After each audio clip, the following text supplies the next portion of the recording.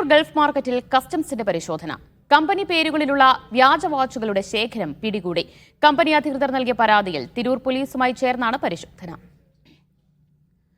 ജംഷീർ കുടുങ്ങിയ വിവരങ്ങൾ നൽകും. ജംഷീർ, ഇപ്പോഴും പരിശോധന തുടരുകയാണോ? തീർച്ചയായിട്ടും ദിവ്യ, പരിശോധന തുടരുകയാണ്. ഇന്ന് രാവിലെ ഏതാണ്ട് 11 മണിയോടുകൂടിയാണ് ഇത്തരത്തിൽ തിരൂർ ഗൾഫ് മാർക്കറ്റിൽ വിവിധയിടങ്ങളിൽ കസ്റ്റംസ് പോലീസിന്റെ സഹായത്തോടെ, തിരൂർ പോലീസിന്റെ സഹായത്തോടെ പരിശോധന നടത്തിയത്. പ്രമുഖ ബ്രാൻഡുകളുടെ വ്യാജ വാച്ചുകൾ ഇവിടെ സുലഭമായി ലഭിക്കുന്നു എന്നുള്ള പരാതിയാണ് ഈ കമ്പനികൾ നൽകിയത്. ഈ കമ്പനികളുടെ പരാതിയുടെ അടിസ്ഥാനത്തിലാണ് ഇപ്പോൾ കസ്റ്റംസ് ഉദ്യോഗസ്ഥർ തിരൂർ പോലീസിന്റെ സഹായം തേടിക്കൊണ്ട് ഇവിടെ പരിശോധന നടത്തിയത്.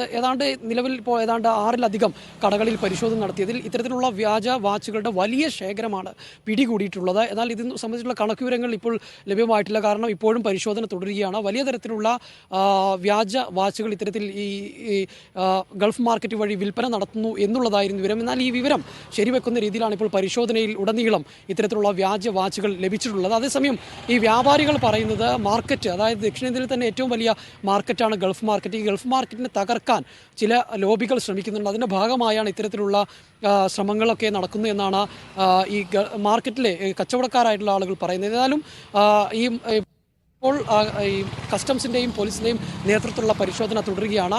സമാനമായ രീതിയിൽ വ്യാജ വാച്ചുകളുടെ ശേഖരം പോലീസ് പിടിച്ചെടുക്കുകയും ചെയ്തിട്ടുണ്ട്. ജംഷീർ കുടുങ്ങിയാണ് വിശദാംശങ്ങൾ നൽകിയത്.